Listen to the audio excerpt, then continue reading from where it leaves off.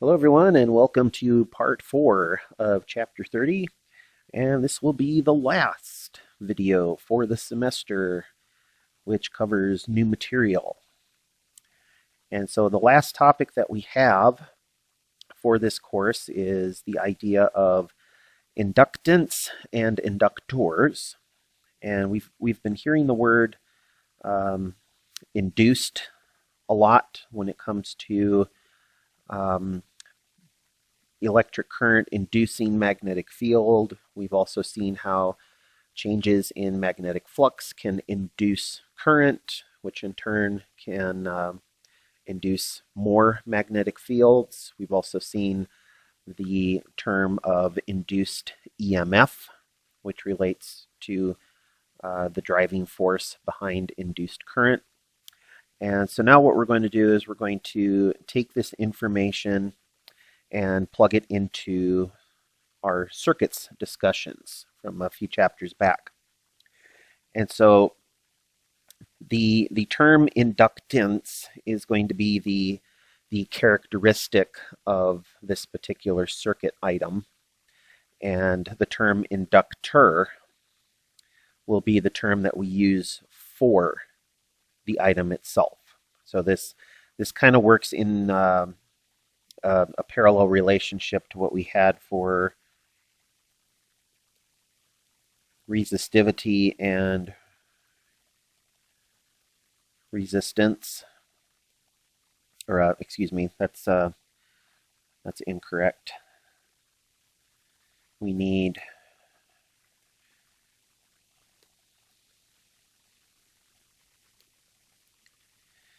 resistance and resistor. There we go. So resistance was the numerical value, whereas the resistor was the physical object that we placed into our circuit. And if you remember, the symbol for the resistor was this zigzag kind of shape. Well, the inductors that we're going to use, and a better way of maybe saying that is an inductor coil, because that's what it's going to be, and that's what it's going to look like as the symbol that we put into our circuits. So these inductor coils will be items that cause induction or induced effects to occur. And what that means is that when we have a coil and we bring some current through the wire, well, that current is going to start looping around in circles, and the result is that we are going to produce a magnetic field that passes through the center of that coil. So we're calling this coil an inductor / inductor coil, and there will be a mathematical description that goes with how that inductor coil is going to behave, and we call that value the inductance. So the inductance of an inductor would be like the resistance of a resistor. It's the value that we use to measure how that physical object is going to behave. Now, the first thing that we should clarify is what kind of current are we dealing with in this particular circuit. And I'm using lowercase I, and that assumes that there is a real battery somewhere in the circuit. And so I'm going to draw the symbol for an EMF, and you'll note that I did not put the subscript of capital I there. And that's because this is not an induced EMF. This is a real battery. It's providing real current, and that current goes through the coil and produces a magnetic field. Okay, now, if that current is uniform, if it's a constant current, then we can go back in our notes, and we can look up the expression that we would get for the magnetic field that is produced by a coil of wire, aka a solenoid. And if we do that, the expression that we get for the magnetic field through that solenoid, magnetic field for our solenoid, is mu naught I little n, where little n was the number of loops per unit length for that coil. But either way that you write that, the expression says that if the current is fixed, if the current is uniform, then the magnetic field that passes through the coil is going to be uniform. Okay, so the magnetic field is uniform. The cross-sectional area of each loop, if we keep the cross-sectional area of each loop fixed. So in other words, we do not mess around with the area vector that is associated with this coil. All right, now the area is fixed. And as long as I, again, don't twist or bend the coil in any way, the angle relationship between our magnetic field and our area vector remains fixed. So all of this stuff together means that the magnetic flux through that coil is a fixed value. It's a constant. So if everything here is a constant, what's left to produce any kind of induced EMF in this circuit? And the answer is nothing. There is nothing that is going to cause any form of induction. We're not going to have any induced EMF because there's nothing here that's changing. So the derivative of a constant function is 0. And if there's no induced EMF, then in turn there's no induced current. And if there's no induced current, then I can't produce a secondary induced magnetic field in that coil. And what that secondary induced magnetic field would look like is that we would have an induced current traveling through that exact same coil.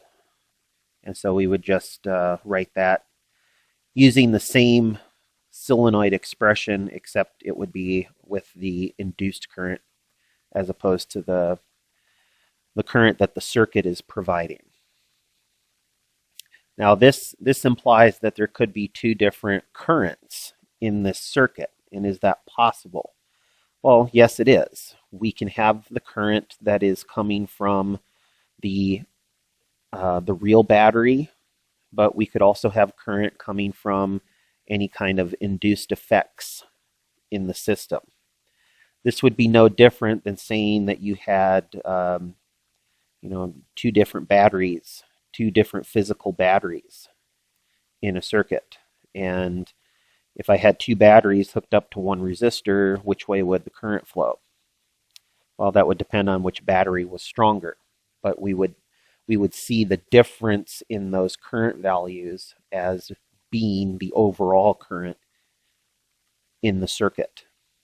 When it comes to these induced effects, we should see the induced EMF combining somehow with the EMF from the battery, either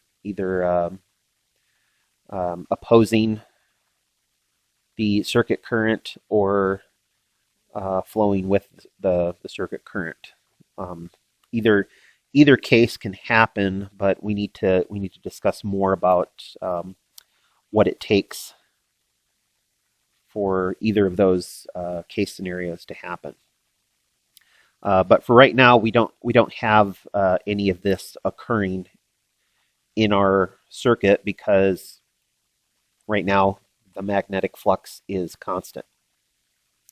So how could we get that magnetic flux to change?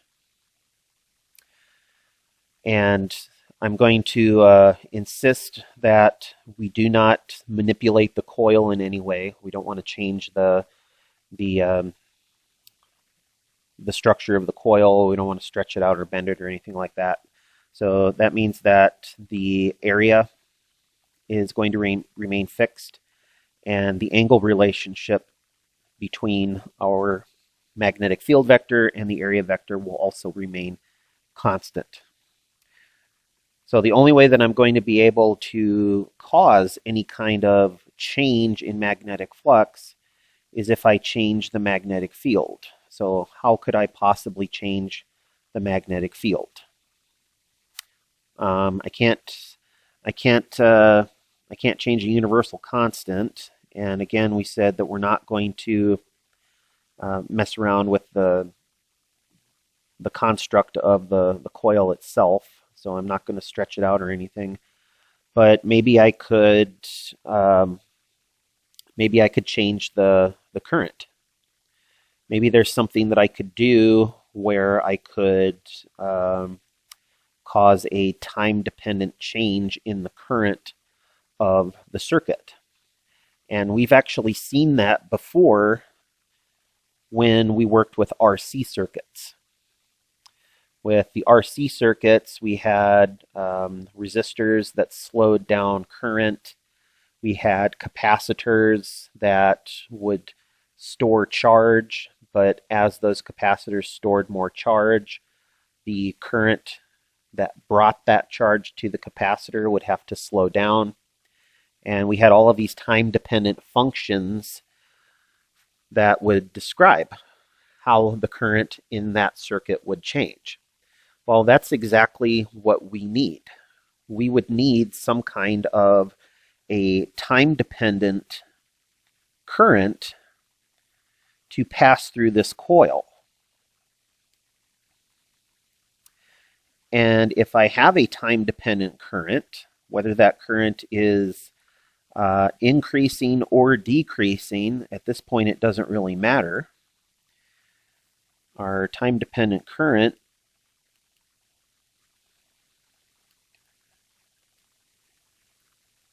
would create a time-dependent magnetic field that passes through the center of this coil.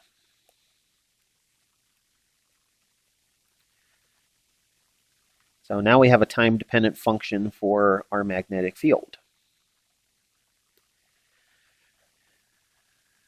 As time goes by, the magnetic field will change. And since we're keeping the area and the angle relationship for all of our coils the same, this stylus is so finicky when it comes to switching back and forth. All right. So we said we're going to keep the cross-sectional area fixed and the angle relationship fixed, but now we have a changing magnetic field. As such, we now have a changing magnetic flux.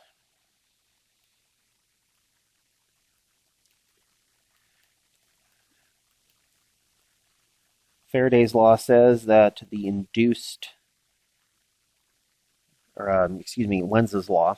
Faraday's law didn't incorporate the minus in there, but Lenz's law says that the change in our magnetic flux will tell us how much of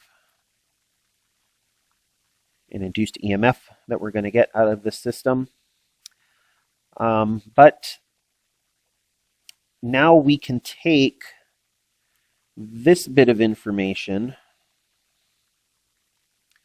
and incorporate that into our induced EMF expression. We have the the change in the magnetic field with respect to time? Well, if I apply a derivative to the magnetic field function, what we're going to get is mu naught NL di dt. It is the current that is changing with respect to time, so we have a derivative of the current with respect to time, the mu naught hold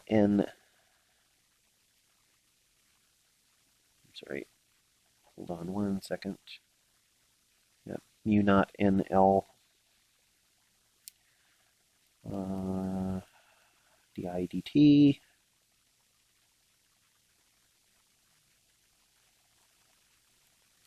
A cosine theta. And so now we actually have a squared relationship with respect to n, because our magnetic field function depends on the number of turns, but the EMF function also depends on the number of turns. So now we have negative n squared over L mu naught A cosine theta di dt. All right, so this is going to tell us if our induced EMF is going to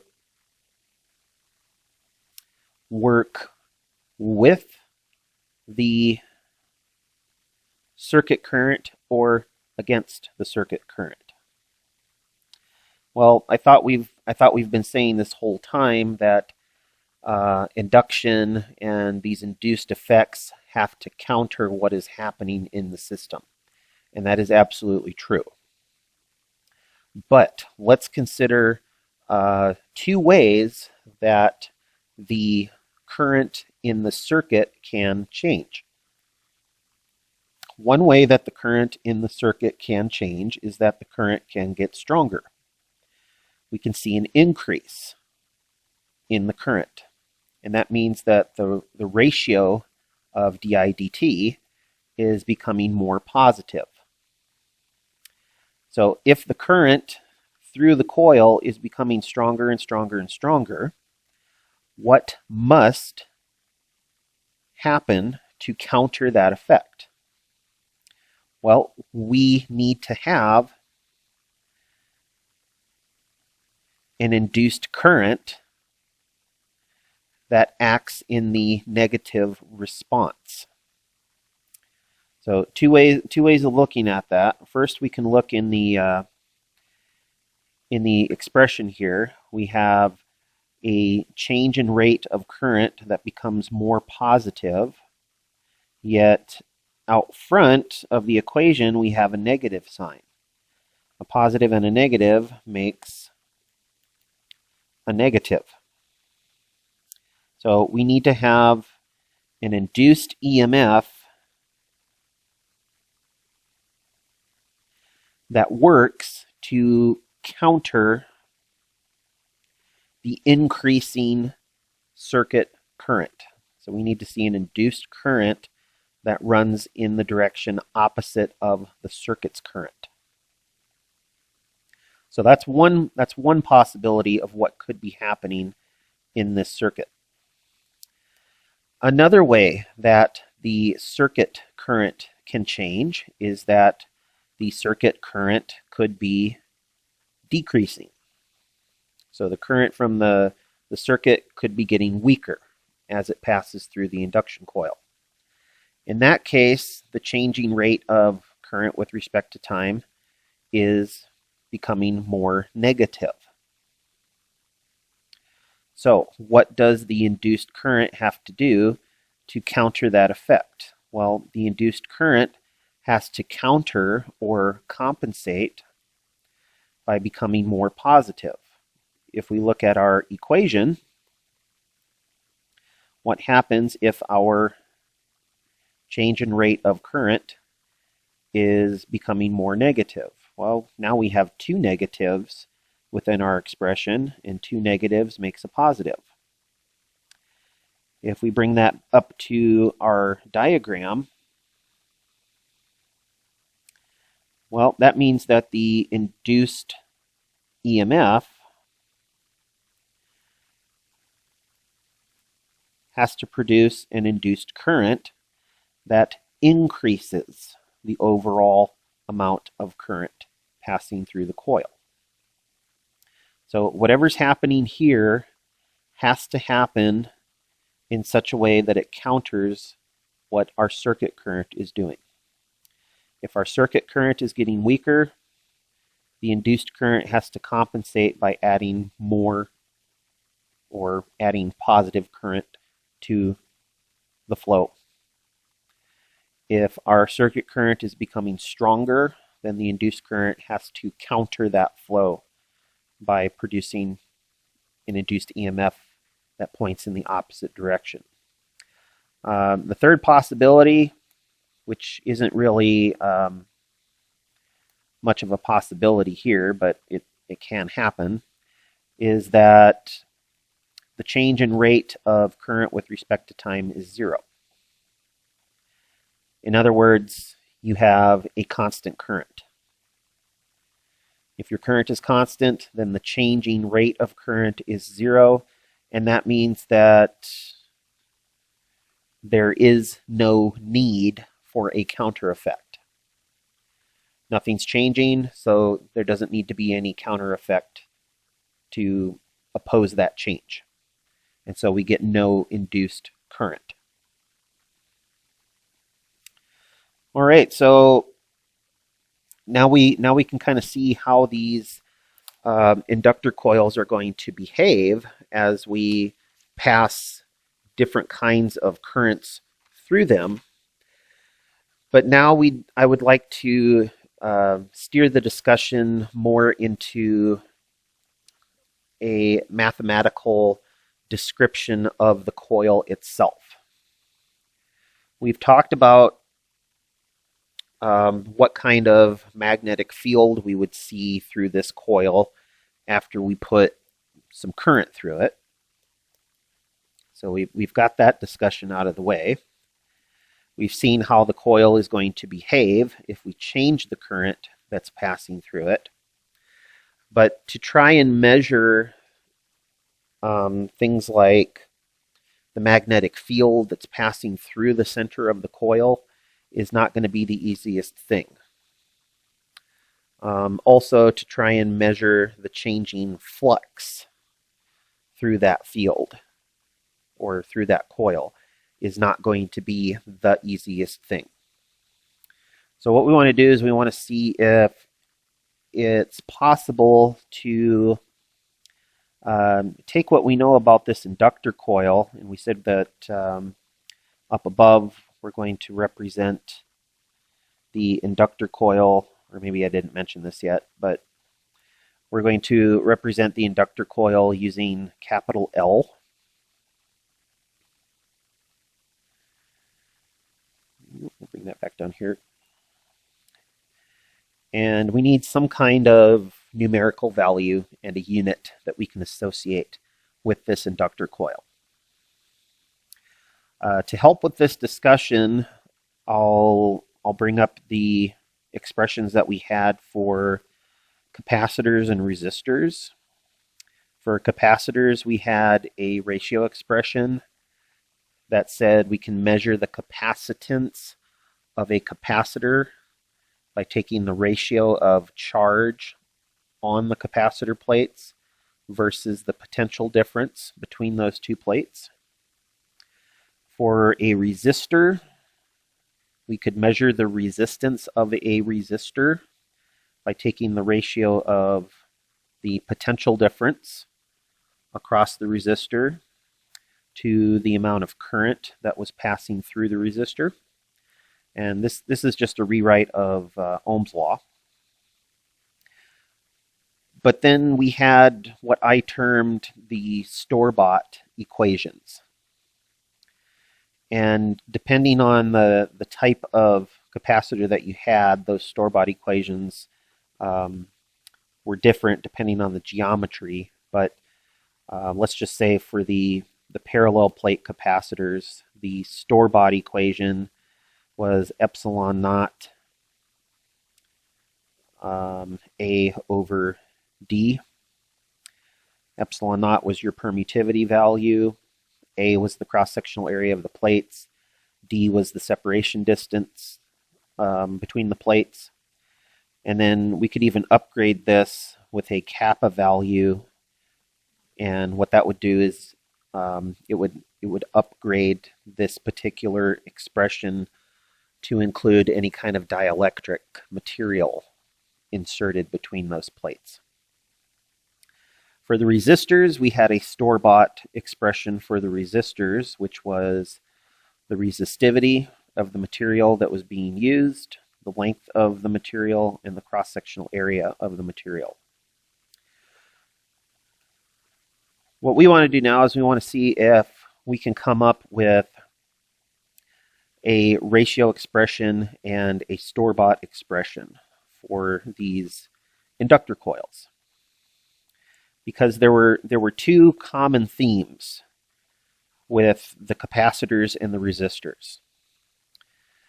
A capacitor and a resistor have a predetermined value that is made up of material properties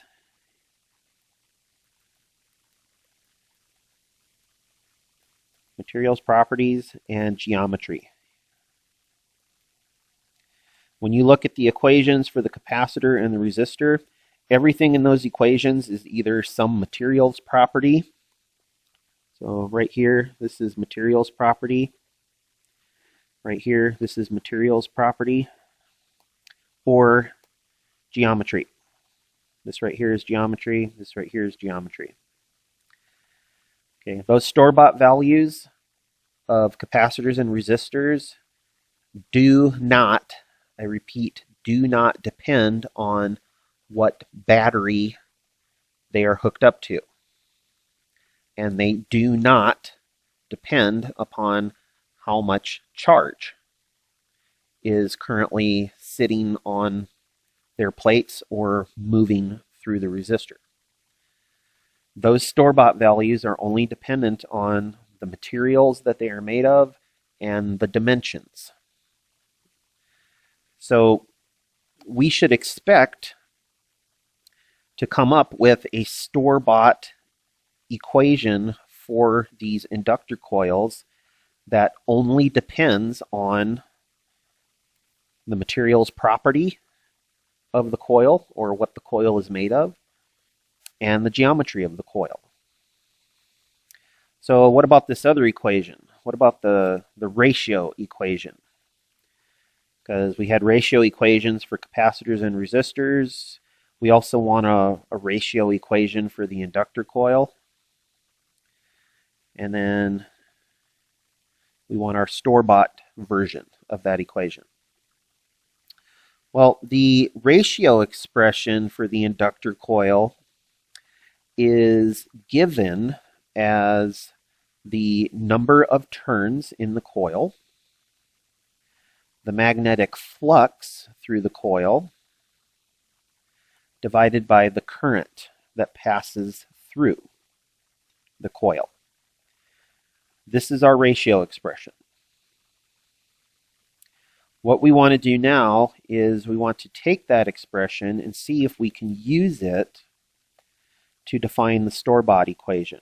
And this is exactly the way that we were able to find the store-bought equations for the capacitors and the resistors. We actually started with the ratio expressions, and we used what we knew about the physics of these systems to produce the store-bought equations.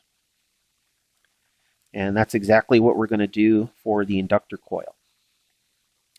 Our inductor coil ratio says that the number of turns in the coil times the magnetic flux through the coil divided by the current through the coil tells us the value of the induction that that coil possesses. But this expression would how do I want to say this? This expression demands that we know how much current is passing through the coil. And it is that current in turn that determines how much magnetic field is produced through the coil, and that magnetic field determines how much magnetic flux goes through that coil. Well, any store-bought equation should not depend upon how much current is involved or how much the value of the battery is that you're hooking things up to. It should only depend on materials property and geometry. So it's our job to take this expression and rewrite it in such a way that we get just materials properties and geometry. So where we're going to start is we're going to take N, which is the number of turns. And if you remember, little n was the number of turns per unit length for the coil. And I'd like to make that substitution, because the number of turns per unit length of a coil is an important aspect of the coil itself. There are certain physical limitations as to how many turns I can fit per unit length, depending on how thick of a wire I use to make this coil. And that would be a materials property / geometry restriction. So that should be included in the expression. So the first substitution that I'll make there is that N will be replaced with NL. So there's the first substitution that I'm going to make. Next, I will fill in the value of the flux, the magnetic flux that passes through the coil. Now, the magnetic flux, we've seen this equation multiple times now, is the amount of magnetic field that passes through the cross-section of the coil. Right now, we can't really say anything about whether or not the magnetic field is constant, but we will say that the cross-sectional area of the coil is constant and the angle relationship will be constant. In fact, the angle relationship between our magnetic field and our area vector is 0 degrees. And that means our cosine is going to evaluate to a 1. So we just have BA for the flux. So we just have BA for the flux. All right, next. For a solenoid, what is the expression that describes the magnetic field for a solenoid? Well, we already know that from the previous chapter. We have an equation that says mu naught I little n is the magnitude of the magnetic field for the solenoid. So we're going to make that substitution.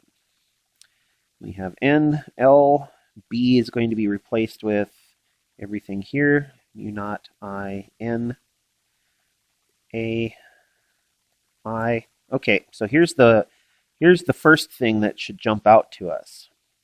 By making these substitutions, we have caused the current term to cancel out, which is good. Because now the only thing that's really left in this expression is, let's see here, we have two of the little n's. We have L, we have A, we have mu naught. Everything that's there is just some combination of materials property. That's what mu naught is. That's our magnetic permittivity. And then all this other stuff is just geometry for the coil. Number of turns, length, cross-sectional area, etc. So we're effectively done with what we need to do. The induction of our inductor coil is n squared mu naught LA. So I've just rearranged things from the previous line there. But this is the way the expression shows up in our book. And then it is important to realize that different inductor coils are going to have their value changed based on number of turns, length, cross-sectional area, etc. And so some inductor coils are actually given values with respect to their length. And so this L over L here, obviously these are two different L terms. Capital L for induction, little l for the length of the coil. But some of these inductor coils, they're rated for the amount of induction that they provide per unit length. So if we take that ratio and just multiply by the length of the coil, then we'll know how much induction that particular coil provides. Well, now that we know that, now that we know what the store-bought expression for our inductor coil is going to be, I'll bring that up here, and I'll just put in the expression for the inductor coil itself. I won't worry with the per unit length version of the expression, but there's our store-bought expression for an inductor coil. But now I would like to explore this expression a little bit further.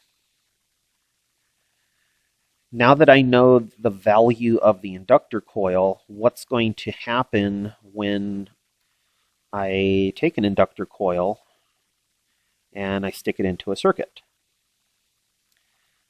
Let's say I stick an inductor coil into a circuit with a resistor.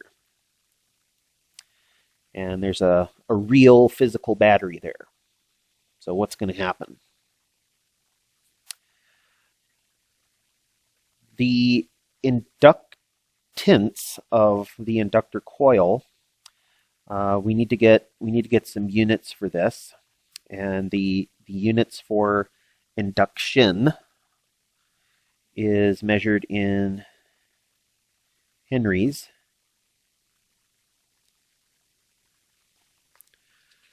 And I'm double checking my notes over here. Yep, so capital H for Henry, that's going to be the units for induction. So now what we want to do is we want to see what's going to happen in this circuit. Because when, here, I'm going to make one slight adjustment here to the circuit. And that is that I'm going to put a switch in here. Okay. So right now the switch is open, and that means that there is no current in the circuit. And if there's no current through the inductor coil, then there's no current. Technically, a current of 0 is a constant.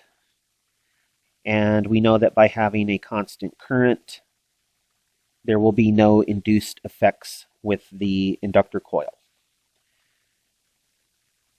But then I'm going to close the switch.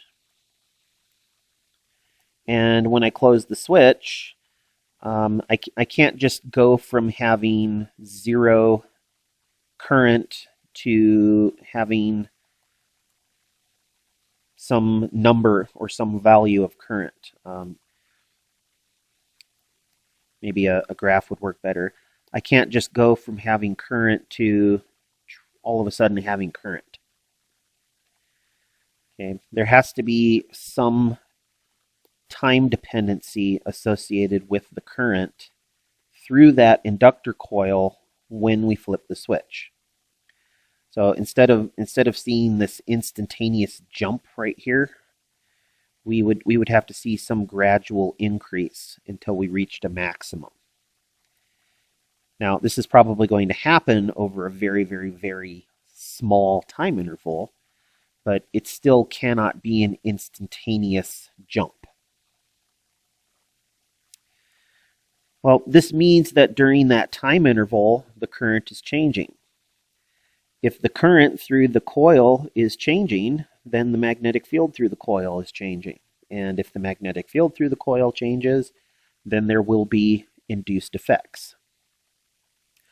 Specifically, what is happening here is that we're seeing the current increase in its value. That means that as the current is rising up to its operational value, we will need to see an induced current that travels in a direction opposite of what the circuit current is traveling. So our circuit current will have a momentary time-dependent function until we reach a maximum value. Now, what will that maximum value of current be? That's going to be determined by the resistor. And we'll talk about that in just a minute here.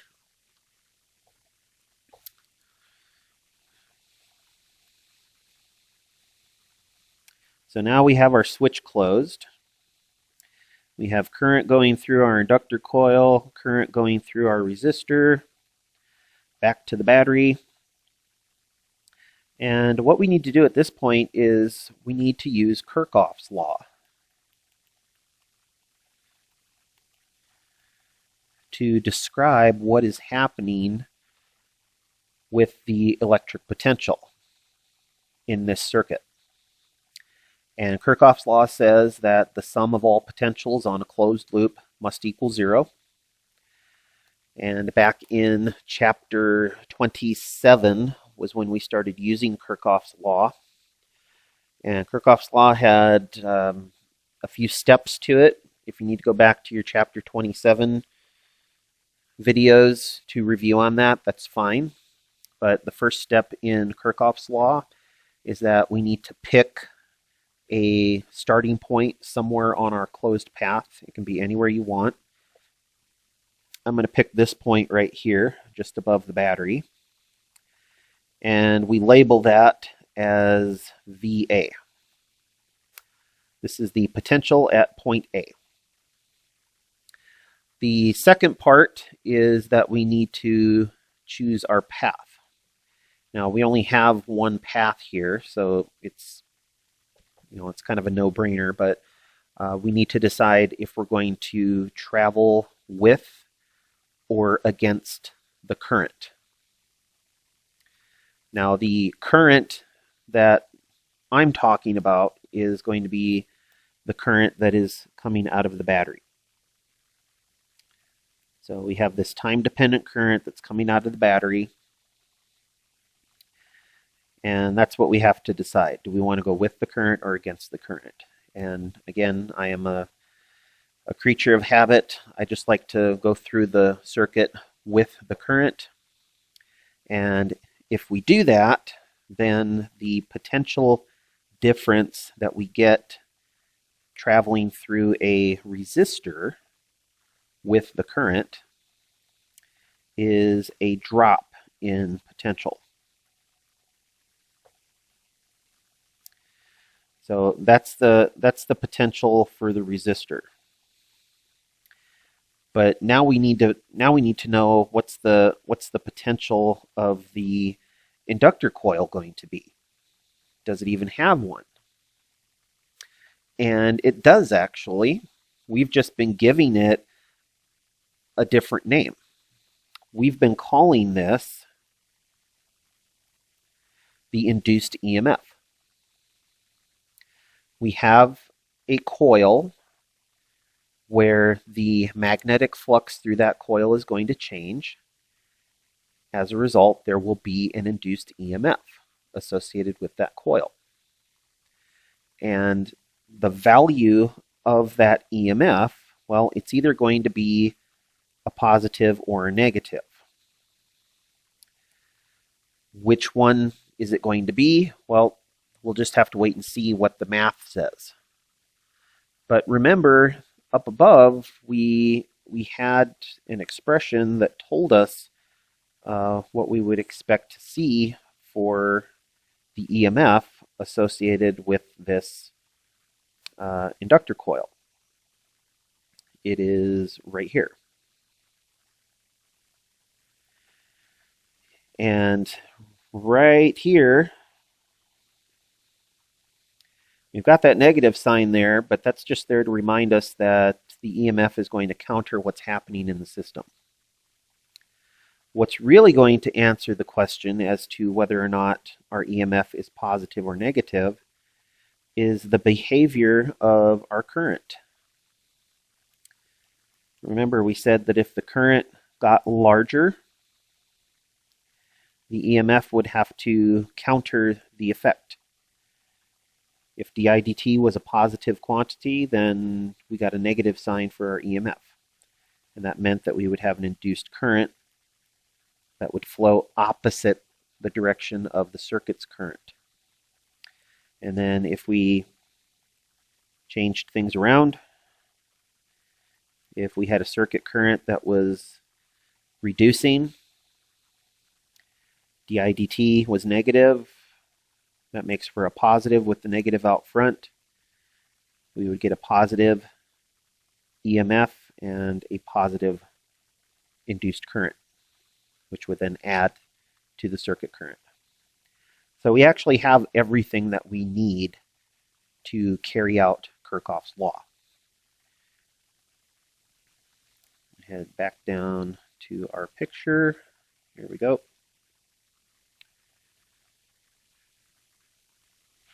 But that's a lot of stuff to write out for the EMF that's associated with an inductor coil. I don't want to have to write out all of this stuff every single time I'm dealing with an inductor coil. Is there a smaller expression that I can use? Like, no, maybe I could get away with using this expression right here to an extent. The induced EMF for the coil is said to be negative N times the derivative of our magnetic flux. Okay, if we take the expression that we have for the inductor coil, we're really close to having what we need. There's just three little things that we have to do. First thing I'm going to do is I'm going to multiply the current term over.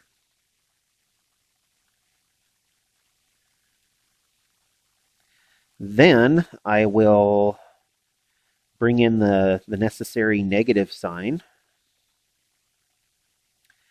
And then the last thing that's required is a derivative statement for the magnetic flux. But what we do to one side, we have to do to the other, so that means I'm going to have to take the derivative of the negative Li. Well, L is a store-bought value, remember. You go to the store, you buy an inductor coil, the value associated with that coil is fixed. Just like the value of a resistor is fixed. Just like the value of a capacitor is fixed. So L is a constant, but as we said, the current can change. That's not a problem.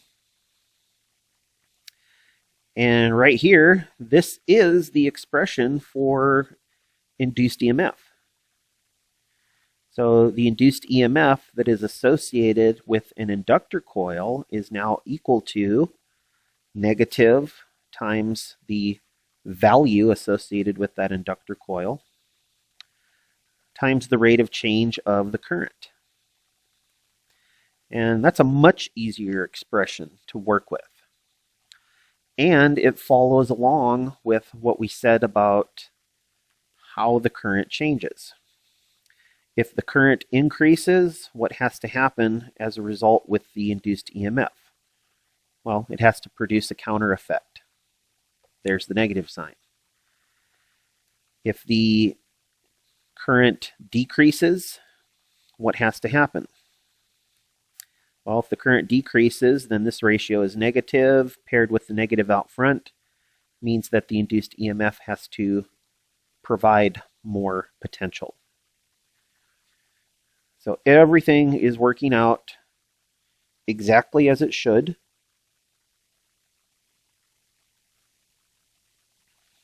And now we're ready to go through this circuit and put together Kirchhoff's law. Kirchhoff's law says start with the random value that you chose, which is VA. I'm going to travel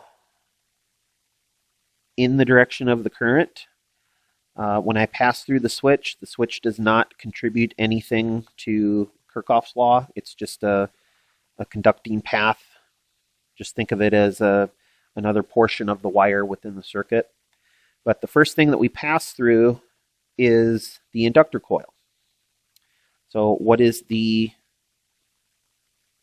potential difference for that inductor coil? Well, it's right there. It depends on whether or not the current is changing. If we have a constant current within the circuit, then there will be no potential difference associated with that coil. But if the current is changing, then we will see a potential difference. And that potential difference comes from the induced EMF associated with that coil. Next, we pass through the resistor. We're going with the current. And so that is a potential drop minus IR.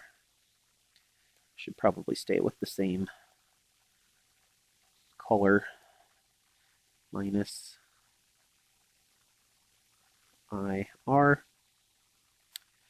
Now do keep in mind that this is probably a time-dependent current.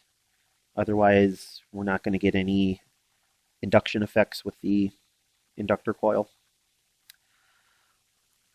But then after we've passed through the resistor, now we have to pass through the battery. When we pass through a battery, we take the sign of the emerging plate. So when I say emerging plate, you pass through the battery. Which side do you emerge on? Well, we just emerged on the positive side of the battery. So we will have a potential difference that is an increase.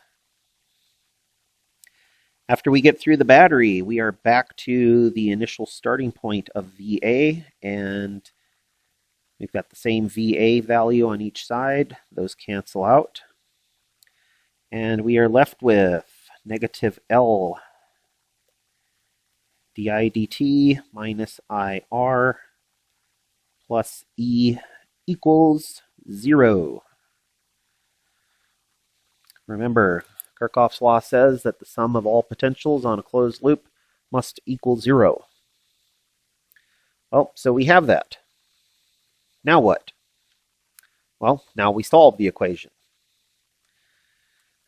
And we're kind of looking at this and we're like, well, how are we supposed to solve this?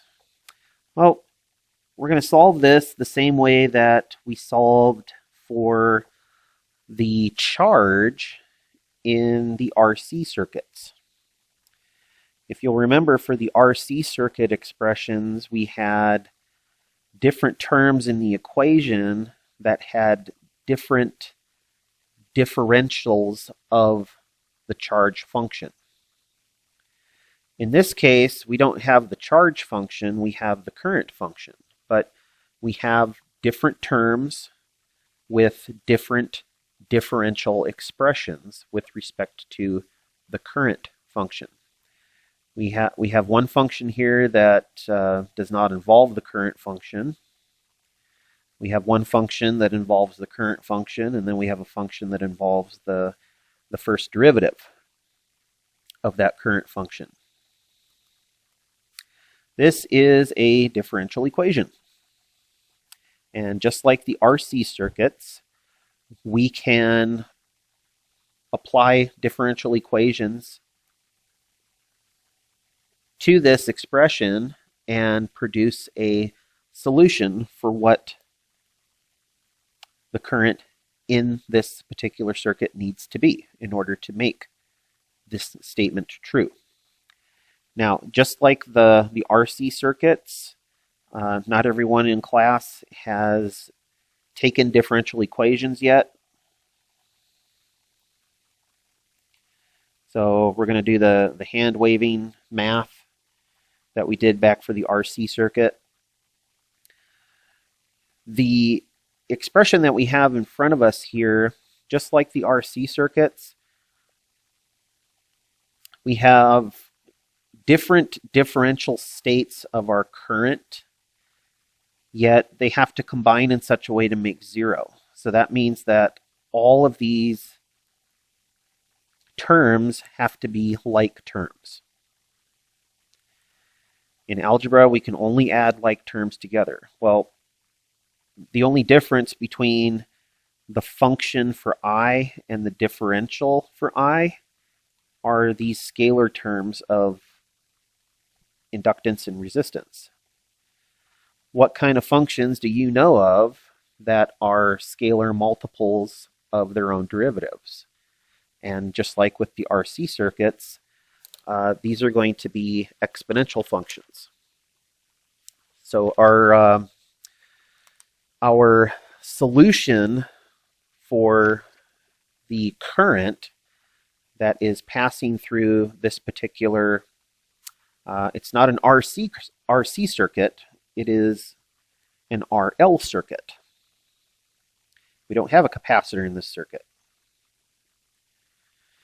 The solution that we get for this particular circuit is E over R, 1 minus E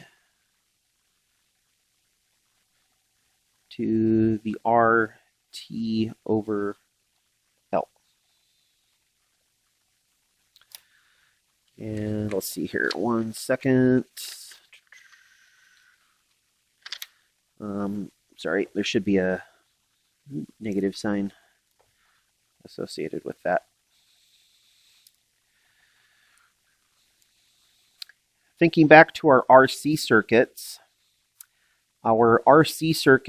had a time constant that was RC, and this was the value that was attached to our time value. While we don't have RC here, we have R over L.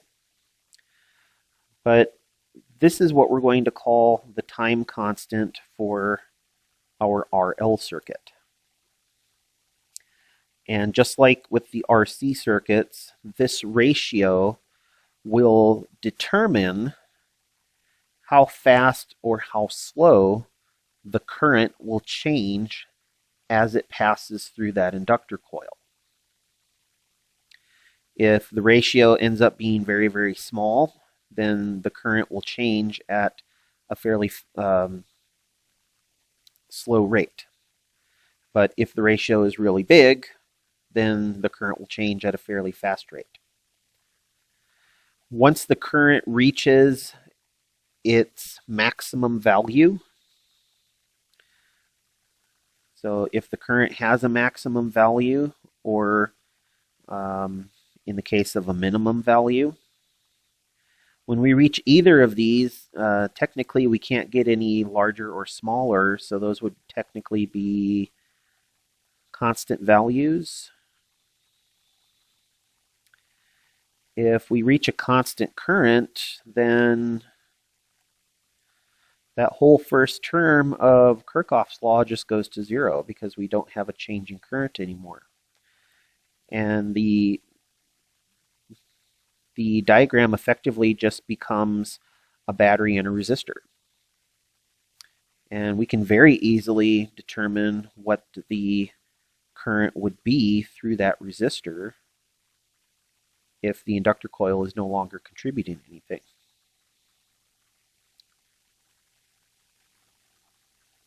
All right, well, this is what we call the rising current expression.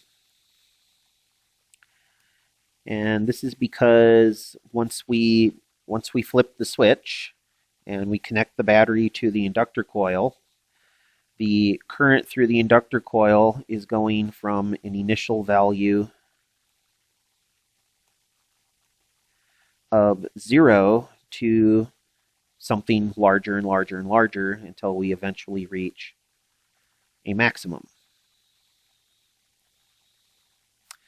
Well, what would happen if we all of a sudden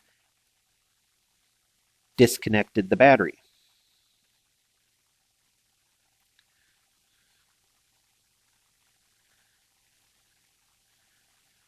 So same diagram as before.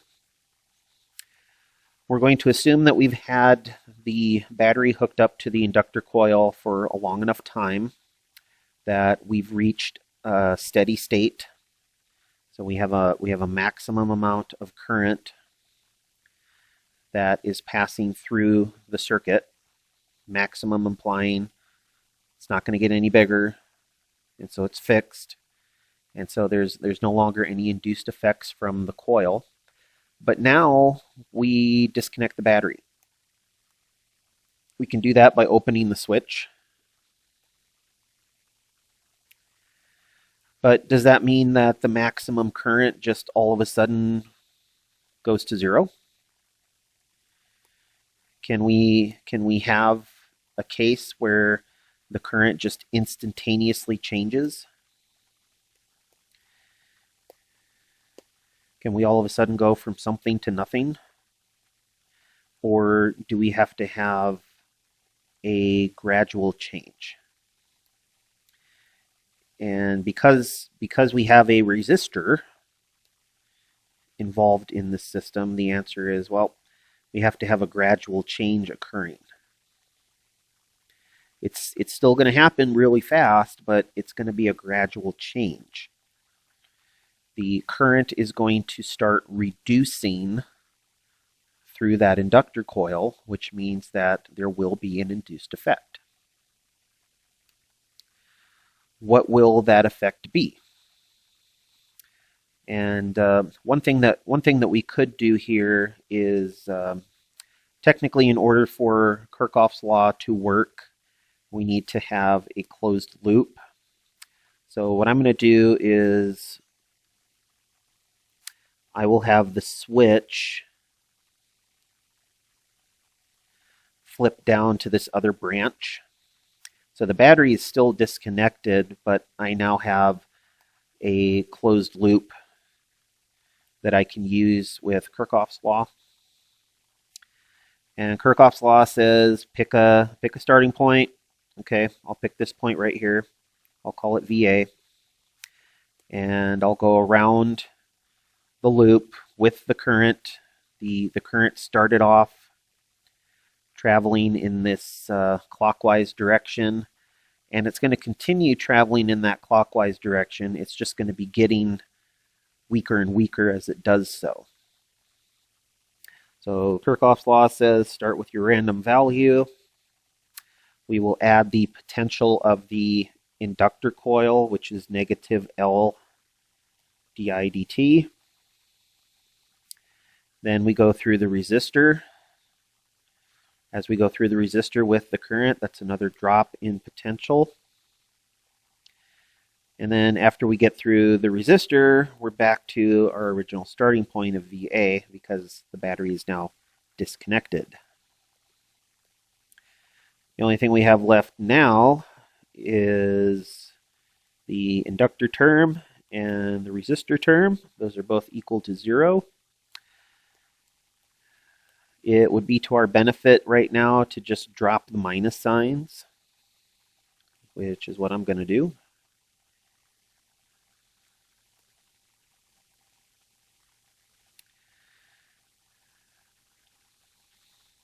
And now what? Well, now we have another differential equation that needs to be solved. This is what we call the decaying current case, because our current is slowly dying off as it passes through this circuit. Eventually, the resistor is going to dissipate all of the energy associated with that current. All right, so what's the solution to this particular differential equation? Once again, there's a little bit of differential hand waving that we're going to do. The solution to this particular equation is I naught e to the negative r over LT. And you might be asking yourself, well, what's that I naught? Well, this is the initial current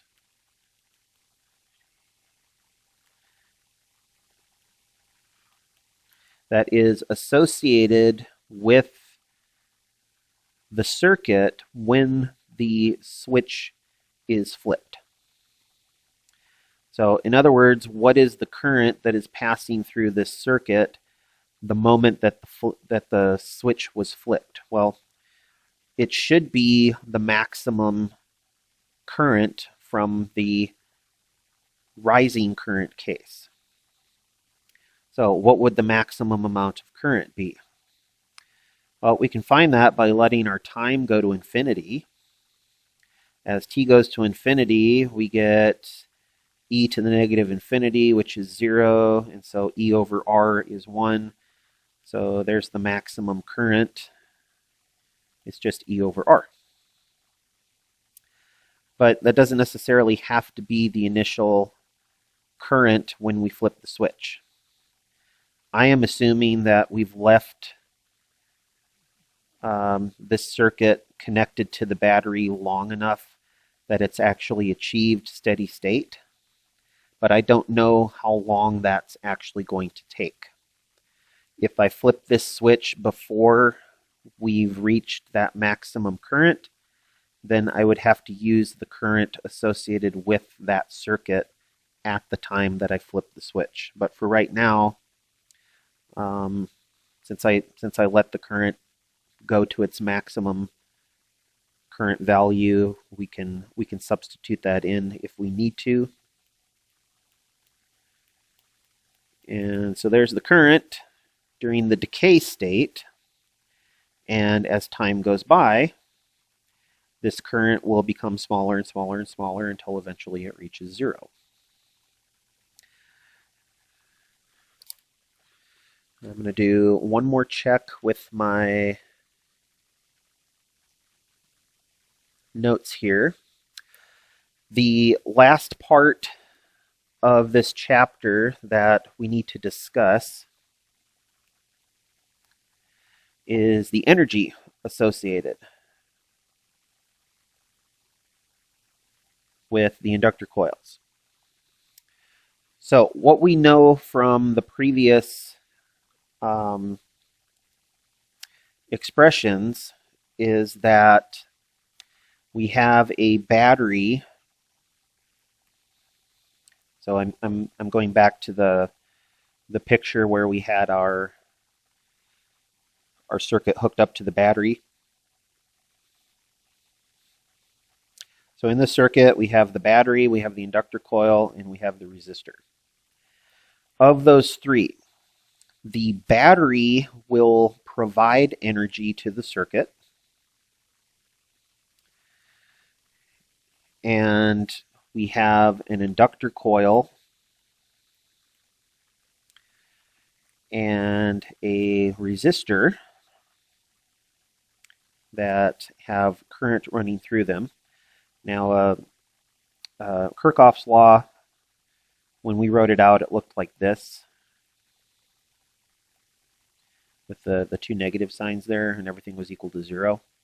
So all I've done here is I've moved the two negative terms over to the other side of the equality. But now I want to talk about the energy associated with that inductor coil. Well, so how do I do that? It's actually a lot easier than it might look, because we know that the battery is going to be providing energy to the circuit. Well, how does it do that? There's 3 different ways that we were able to describe power in a circuit. One is to take current times potential. Another was to take current squared times resistance. There was potential squared over resistance. Well, we already have the potential of the battery.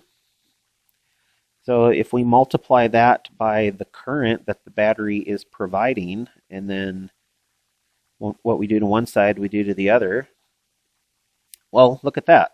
We have the power associated with the battery. We have the power associated with the resistor. And so what must this term be? Well, that has to be the power that is associated with the inductor coil. And so this expression, IL didt, is an expression of the rate of energy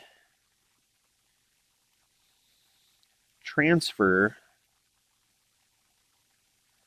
that is associated with the inductor coil. Okay, well, what can we do with that? If this is the rate in which energy is being transferred, well, the rate at which energy is transferred, also known as power, can also be referred to as the rate at which work is being done with respect to time. Work implies that there is a change in energy in the system with respect to time. Specifically, this energy that we're going to consider is going to be a change in potential energy.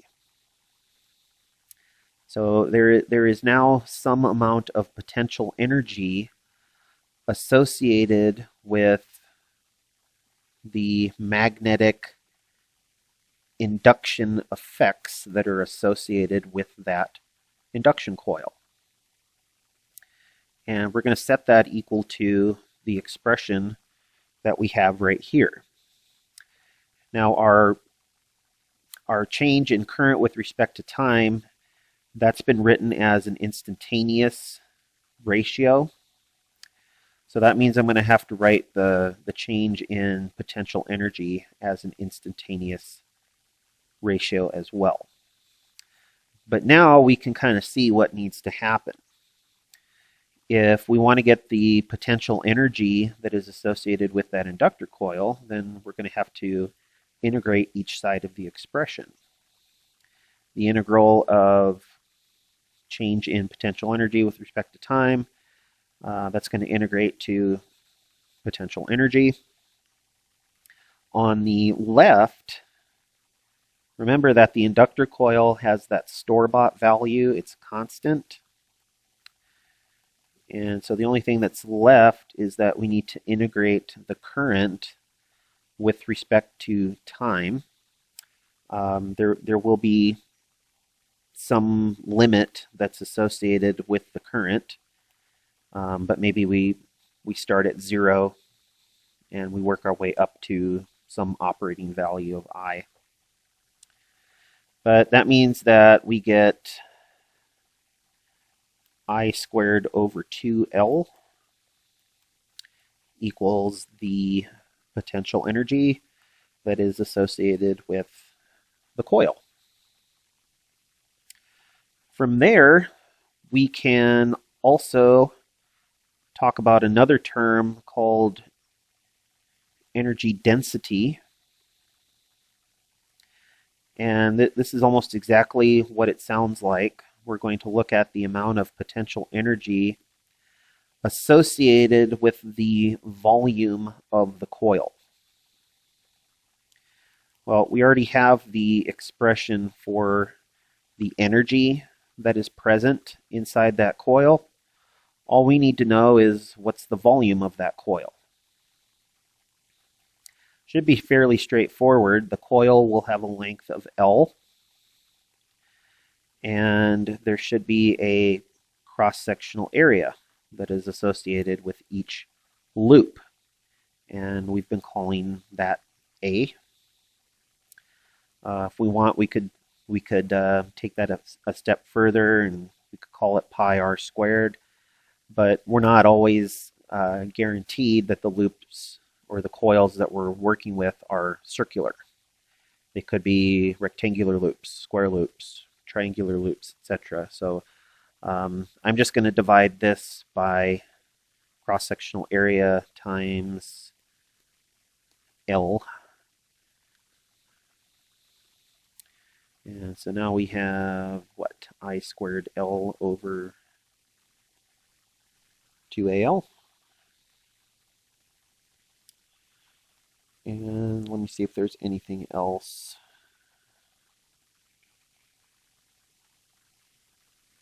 So, yep, I think that's everything that we needed to cover.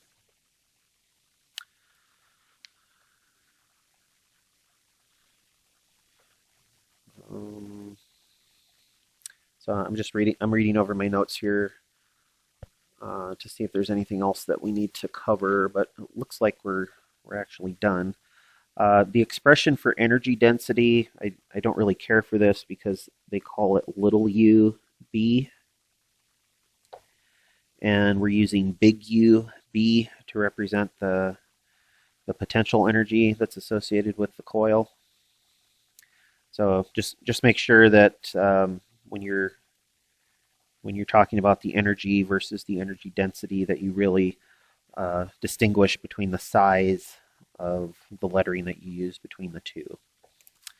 But that's everything that we need to discuss for the inductor coils and for the RL circuits. If we had more time in the semester, we would progress into what is called the RLC circuit. And that is where you have all three resistors, inductor coils, and capacitors. But you would go through the circuit using Kirchhoff's law, adding up everything that you have in the circuit in terms of changes in electric potential. And if you remember with capacitors are going to act just like batteries when it comes to potential difference. So when we pass through a battery, and I'm assuming that we're going this way with the current, then you would get this would be another drop in potential, and that whole thing would go to zero. Well, in the case of the RLC circuit, you have charge and current and derivative of current. So how do we deal with that? Well, our charge would be a time-dependent function. The current is the first derivative of that time-dependent charge function. And so the derivative of the current would then be the second order derivative of charge with respect to time. And so there you have a second order differential equation, which would require more hand waving at this point, but it is possible to produce an expression for the solution to that charge function, which would then allow you to find a solution for the current and the rate at which that current would change. So that would have been chapter 31 material, but obviously we don't have enough time for that here. But getting into these larger expressions, it really is of benefit to us if we've had a semester in differential equations, and so that's why differential equations is, I still believe it's a requirement for Circuits 1. But they do show you some tricks in there that make the solutions to these differential equations a bit more bearable. So that brings us to the end of this video, which brings us to the end of this chapter, which brings us to the end of this semester. So I hope things weren't too painful. But at this point, please feel free to go back, review any of the videos throughout the course of the semester. Check back on old homeworks, old quizzes, old tests, and start preparing yourself for the final exam.